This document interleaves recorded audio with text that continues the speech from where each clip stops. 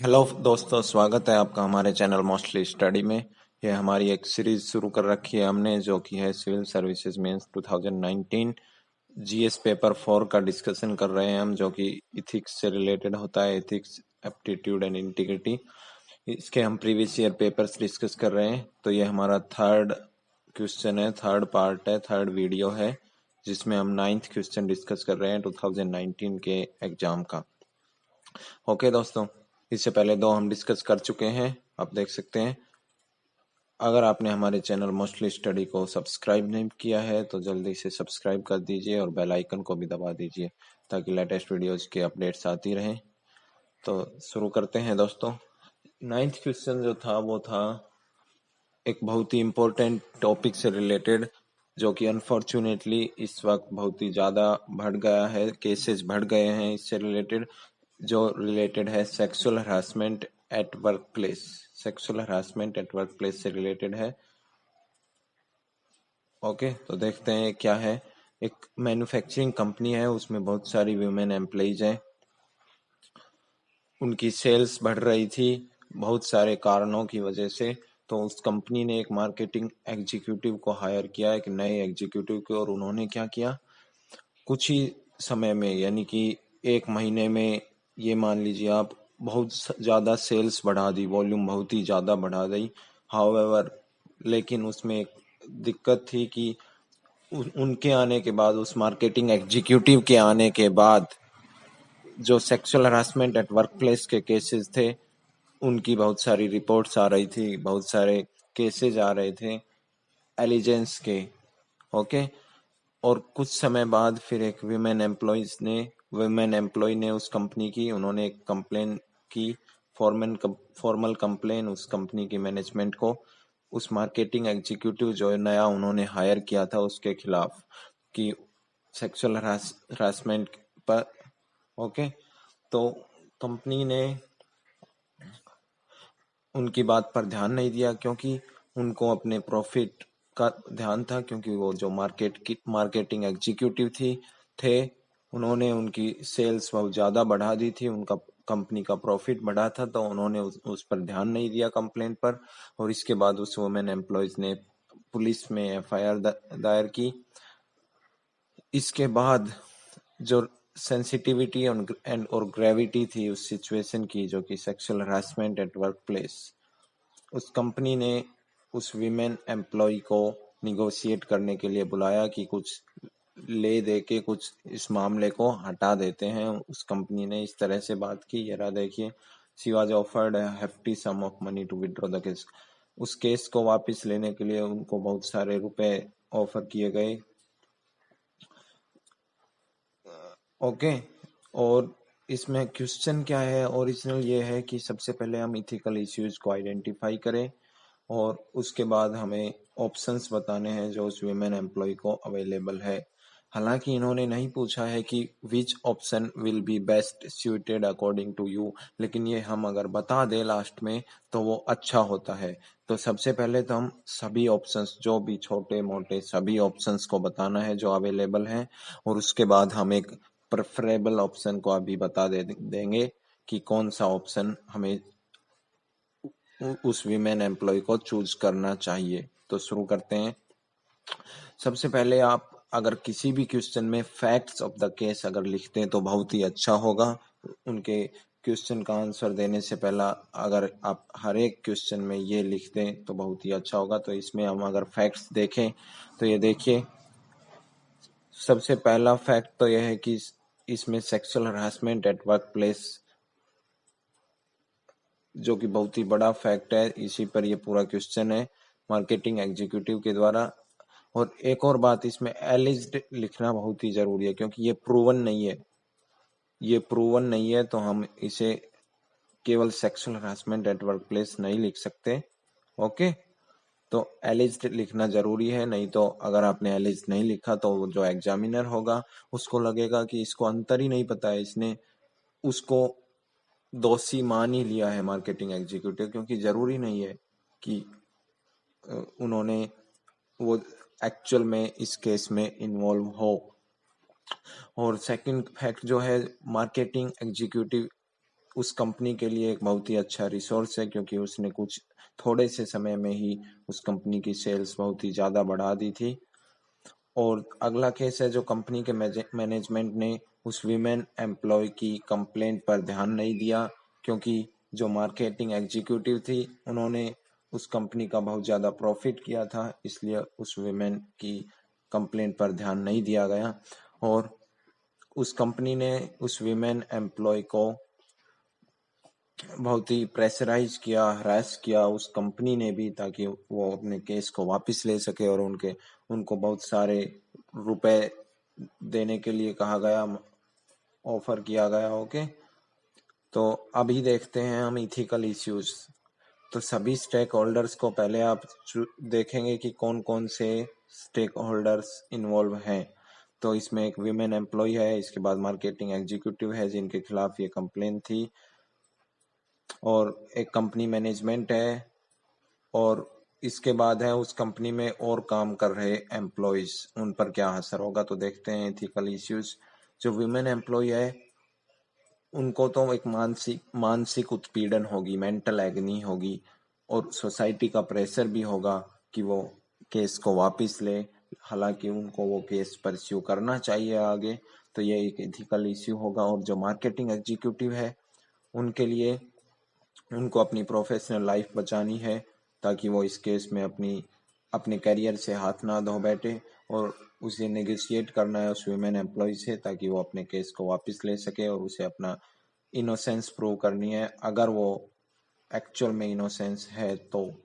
और अगर वो गिल्टी है तो उसे नहीं करनी चाहिए एक्चुअल में तो, लेकिन फिर भी बहुत बहुत सारे ऐसे लोग होते हैं जो गिल्टी होने के बाद भी अपने इनोसेंस प्रूव करने में लगे हुए होते हैं।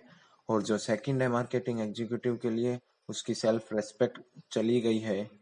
अब जब ये केस ऊपर उठा है तो उसकी सेल्फ रेस्पेक्ट चली गई है विमेन के साथ में, विमेन एम्प्लॉय के साथ में।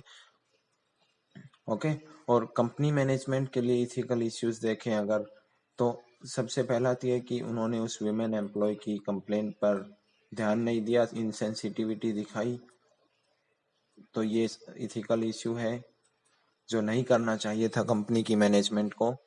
इसके बाद देखते हैं प्रायोरिटी टू प्रॉफिट और organisational values by indulging in illegitimate negotiation.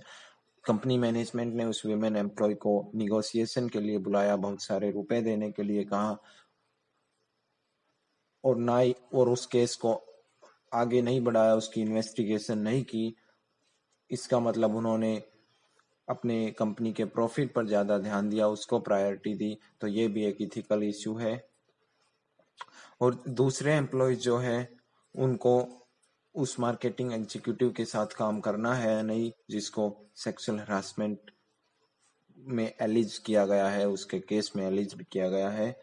Okay, तो और दूसरी जो विमेन एम्प्लॉयज हैं वो भी उनके साथ काम नहीं करना चाहेगी। तो ये भी एक इथिकल इश्यू है, ये आप मेंशन कर सकते हैं।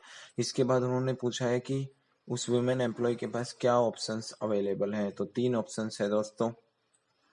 फर्स्ट ऑप्शन तो ये है कि वो अपने केस के साथ कंटिन्यू करे और वापस ना ले अपने केस को, और उस कंपनी के मैनेजमेंट के खिलाफ एक सख्त कार्रवाई करवाए। और सेकंड ऑप्शन जो है वो ये है कि कंपनी के द्वारा जो बहुत सारे रुपए देने की ऑफर किया गया है, निगोशिएशन ऑफर किया गया है, उसमें भाग ले और अपने केस को विड्रॉ करे।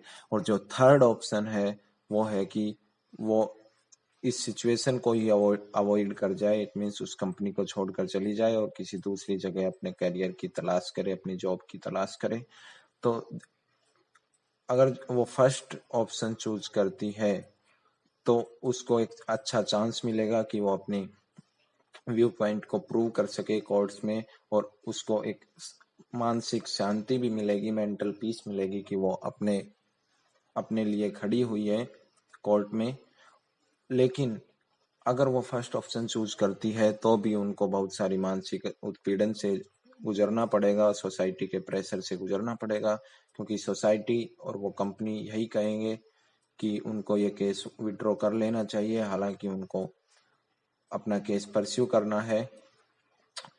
तो और ये जो प्रेशर है, ये जो मेंटल एग्नी है, ये उनके करियर के लिए भी घातक प्रूव हो सकते हैं, डेट्रीमेंटल प्रूव हो सकते हैं अगर वो फर्स्ट ऑप्शन चूज करे तो। और अगर वो सेकंड ऑप्शन चूज करे तो वो हालांकि उनके करियर के लिए बेनिफिशियल होगा और उनको कोई इन्वेस्टिगेशन में नहीं जाना होगा या झंझट में नहीं पड़ना होगा और वो अपने करियर पर ध्यान दे सकेगी, लेकिन इससे उनकी मेंटल पीस नहीं मिलेगी, उनको मानसिक शांति नहीं मिलेगी। उनको लगेगा कि वही खुद ही है जिन्होंने अपने आप को जस्टिस नहीं देने दिया। इट मीन्स उन्होंने इस केस को आगे नहीं बढ़ाया और केस को विड्रॉ किया, तो उनको वो अच्छा फील नहीं होगा और उनकी सेल्फ रिस्पेक्ट भी चली जाएगी और वो भविष्य में भी, फ्यूचर में भी कभी भी अपने लिए खड़ी नहीं हो पाएगी कोर्ट्स में। ओके, तो सेकंड ऑप्शन थोड़ा कम वायबल है। और थर्ड ऑप्शन है कि वो उस कंपनी को ही छोड़कर चली जाए, रिजाइन कर दे और किसी दूसरी कंपनी में अपनी जॉब की तलाश करे। इससे वो इस सिचुएशन से पूरी तरह अवॉइड कर पाएगी और अपने करियर को दोबारा से सही रास्ते पर ला पाएगी। अब लास्ट में हालांकि उन्होंने पूछा नहीं है, लेकिन हमें एक मोस्ट वायबल ऑप्शन देना चाहिए जो कि अगर आप चूज करते, अगर आप उस सिचुएशन में होते। ओके, तो लास्ट में हम कुछ पॉइंट्स लिख सकते हैं कि however the scars of sexual harassment will remain with her throughout her. उनकी पूरी लाइफ में ये जो धब्बे लगे हैं सेक्सुअल हरासमेंट के, ये हमेशा रहेंगे और वो हमेशा रिग्रेट करेंगी, पछताएंगी कि उन्होंने अपने आप को जस्टिस नहीं देने दिया। इसलिए ऑप्शन जो 1 है, जो कि यह है कि वो अपने केस को विड्रॉ नहीं करे और अपने केस में पूरी इन्वेस्टिगेशन करे और उस कंपनी के खिलाफ कार्रवाई करवाए, तो वो ऑप्शन सबसे अच्छा है इस सिचुएशन को डील करने के लिए। Okay, her actions will give voice to other genuine concerns of human employees. और जो वीमेन एम्प्लॉइज हैं उनको भी कुछ कॉन्फिडेंस मिलेगा, साहस मिलेगा, ताकि वो भी अपनी परेशानियों के खिलाफ खड़ी हो सकें। This will not only bring self satisfaction to her but also increase her confidence and inner strength. इससे उनको सेल्फ सेटिस्फेक्शन भी मिलेगा और उनका अपना कॉन्फिडेंस भी बढ़ेगा, साहस भी बढ़ेगा। Okay, also there is a major fault of company management का भी इसमें बहुत बड़ा फॉल्ट है। सबसे पहला तो उन्होंने उस वुमेन एम्प्लॉय की बात पर ध्यान नहीं दिया, क्योंकि वो मार्केटिंग एग्जीक्यूटिव जो था वो उस कंपनी के लिए बहुत ही प्रॉफिट का काम कर रहा था, उनकी सेल्स बढ़ा दी थी कुछ ही दिनों में, इसलिए उन्होंने उस वुमेन एम्प्लॉय पर ध्यान नहीं दिया। और दूसरी बात, उन्होंने इंटरनल कंप्लेंट्स कमेटी आईसीसी, जो कि sexual harassment of women at work place prevention prohibition and redressal act 2013 के अंडर कंपलसरी की गई है कि हर एक कंपनी में इंटरनल कंप्लेंट्स कमेटी बनी हुई होनी चाहिए। तो ये भी कंपनी की गलती थी, कंपनी का फॉल्ट था। लास्ट में आप कुछ फेमस पर्सनैलिटीज के कोट्स लिख सकते हैं, उन्होंने जो कुछ कहा था तो आप लिख सकते हैं इसमें। Gandhi ji considered commerce without morality. Commerce without morality एक बहुत ही बड़ा पाप है, one of the 7 social sins, सामाजिक पाप है। अगर आप मोरल तरीके से आप अपना कॉमर्स, अपनी कंपनी नहीं चला रहे हैं तो वो एक बहुत बड़ा पाप है। तो ये आप लिख सकते हैं। आई होप आप लोगों को ये अच्छा लगा होगा ये वीडियो। अगर अच्छा लगा है तो हमारे चैनल मोस्टली स्टडी को सब्सक्राइब करना ना भूलें और बेल आइकन को भी दबा दीजिए। थैंक यू सो मच दोस्तों।